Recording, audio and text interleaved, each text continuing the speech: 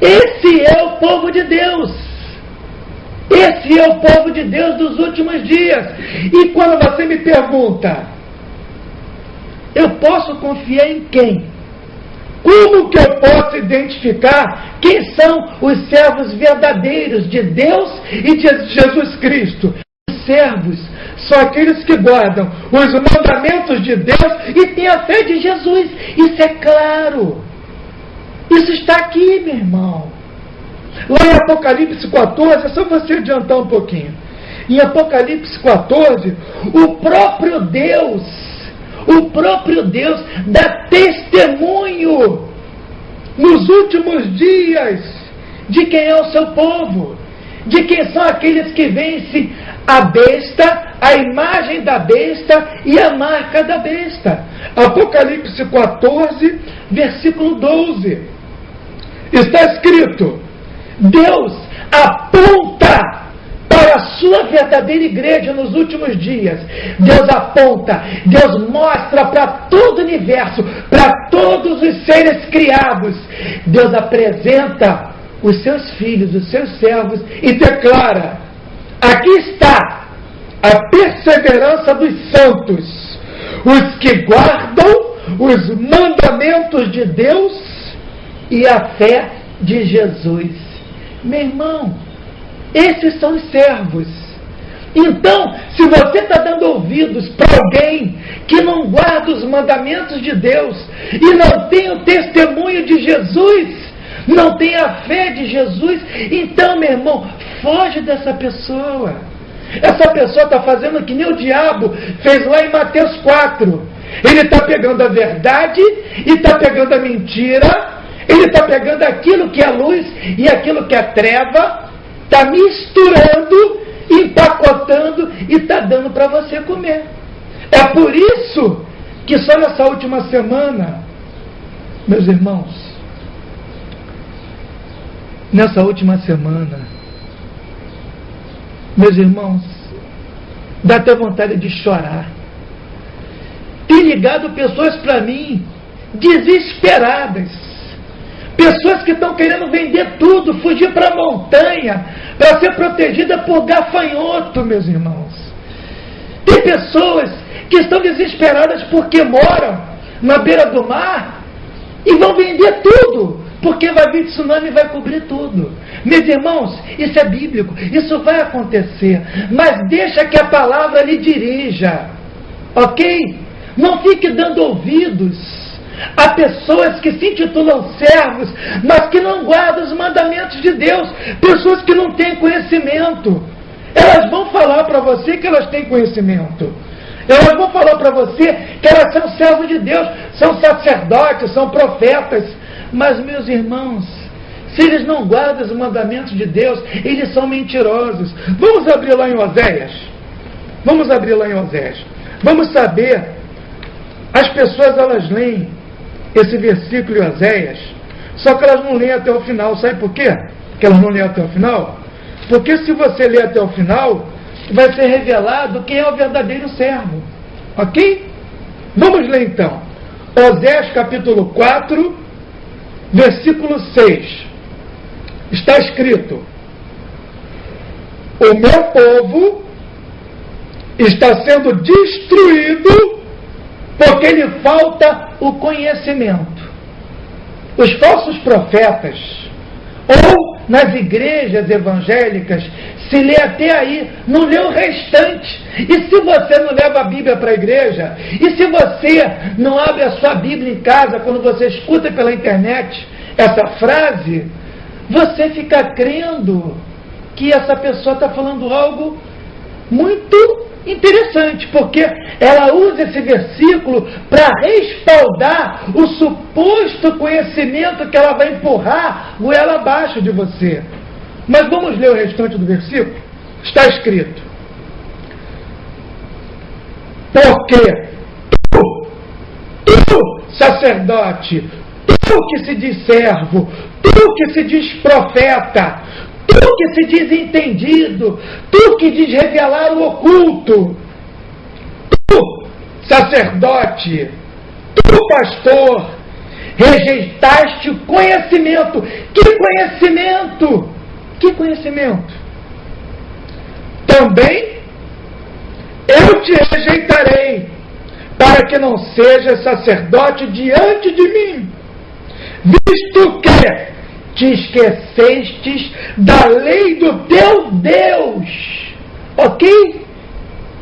O conhecimento que está sendo revelado em Isaías é a lei de Deus. Meus irmãos, não existe luz. Não existe luz nas pessoas que se dizem servos de Deus, mas que pisam nos seus mandamentos. Não existe luz. Vamos abrir lá em Isaías?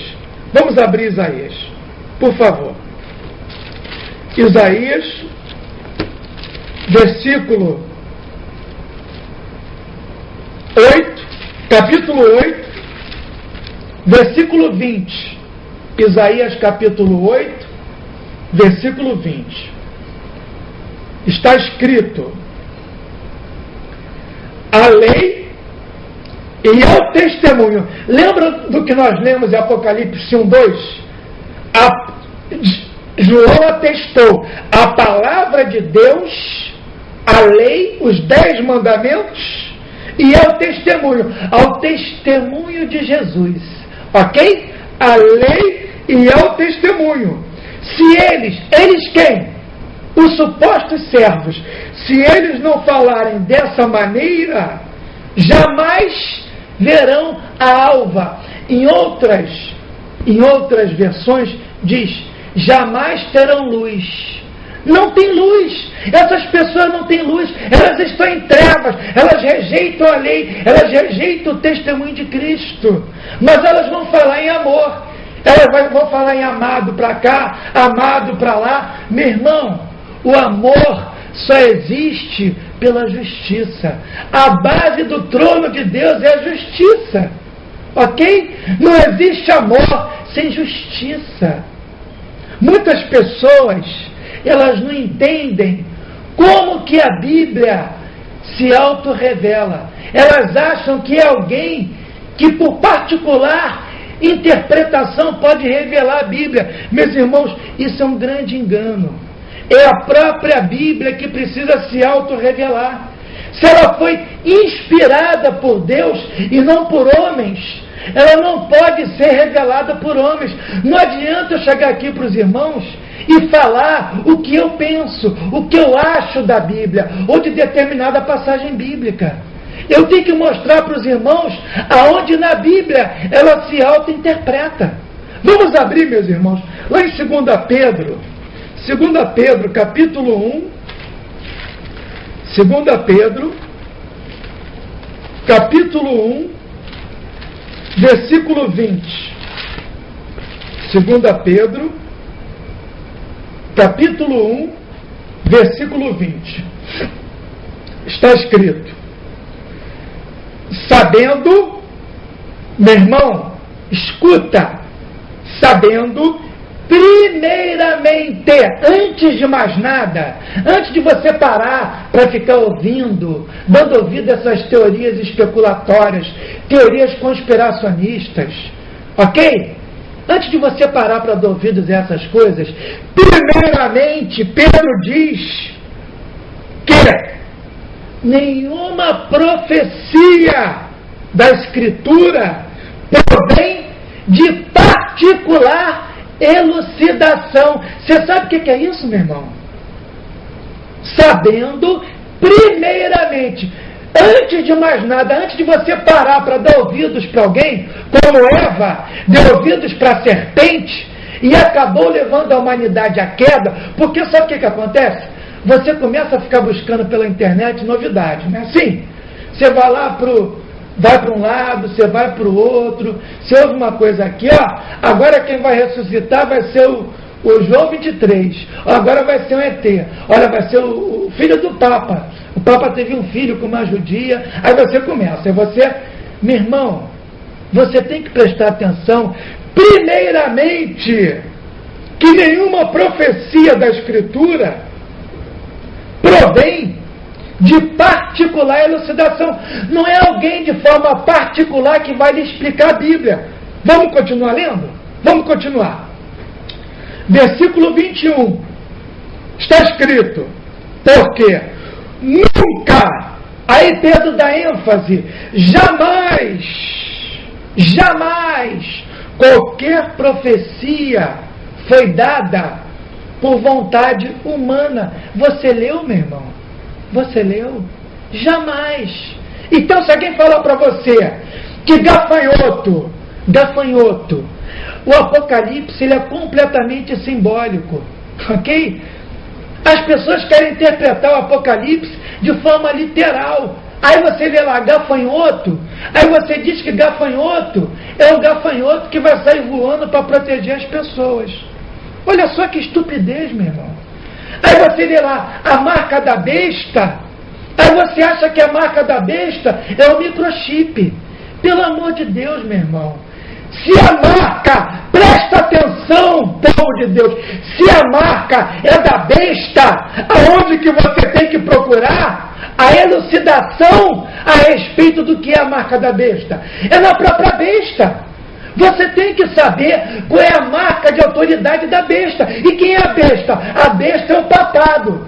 Bom, pelo menos agora, essas pessoas, esses teóricos da conspiração, pelo menos agora, eles admitem, depois de tantos anos que está sendo pregado isso, eles admitem que o Papa vai ser anticristo, porque antigamente eles falavam que todo mundo ia ser anticristo, menos o Papa. Ah não, o Papa é o falso profeta. O anticristo vai ser Hitler ressuscitado. Ah, não sei. Olha, já falando um montão de absurdo. Pelo menos agora estão dizendo que a besta é o Papa. Então, a marca da besta é a marca do Papa. Não é a marca do computador, meu irmão. Não é a marca da tecnologia. Acorda! Para de ficar dando ouvido à particular elucidação.